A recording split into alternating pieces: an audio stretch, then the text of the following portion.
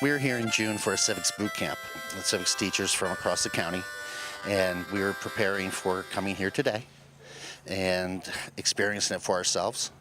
It really brings a real life atmosphere to the classroom, and today we're going to try to make it come to life for these students. And you, just the way you were taught in school, you stood straight and tall and placed your hand over your heart.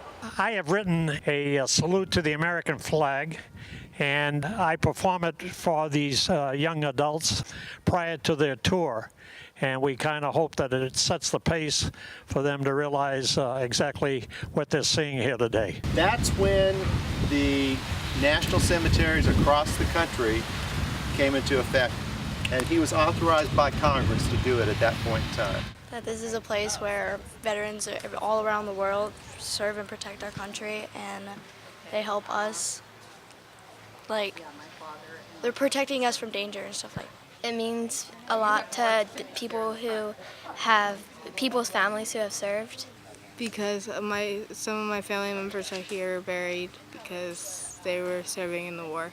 Perhaps now often serving, artwork. You interpret art how you see it. I had one student tell me, well, we're in a cemetery, so perhaps the soldier did not return. Okay? I can go with that. That's up to you. You fill in what you're looking at when you look at art.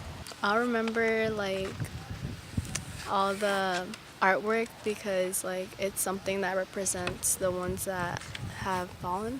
Yeah, I really like the mosaic feeling and the relaxing feeling. There was this one image of showing a veteran that lost his legs, and it compared to the one that happened like 50 years ago. Probably the spires. Okay. Why? I don't know, they were just cool pieces of artwork. The spire is grounded on this, which could be called a rug, carpet, a quilt. We're all grounded back at home. So this represents the home where the service member leaves to go serve somewhere else in the country. I knew when I became a guide at Patriot Plaza, I'd be talking about architecture and art, and I didn't realize how personal it would be, but when it's not personal, then I'm not going to do it anymore. Because it just means so much to the families, to the people that come here to reflect, spend time here, and now to pass it on to a younger generation. It's a worksheet of all the veterans and everything. For dedication, I wrote that veterans had to have dedication to go on and serve their countries. The guardian eagles is to protect the country, that you'd have to go through the guardian eagles or the army in order to get to the country, and that the eagles represents the army, that they'll never back down. After the war, this is a picture of him arriving back in the United States, and this is the first time he's seen his family, his wife and 3 kids. This is a happy moment. All the testimonies and all the pictures, because they all meant something and they all related to each other.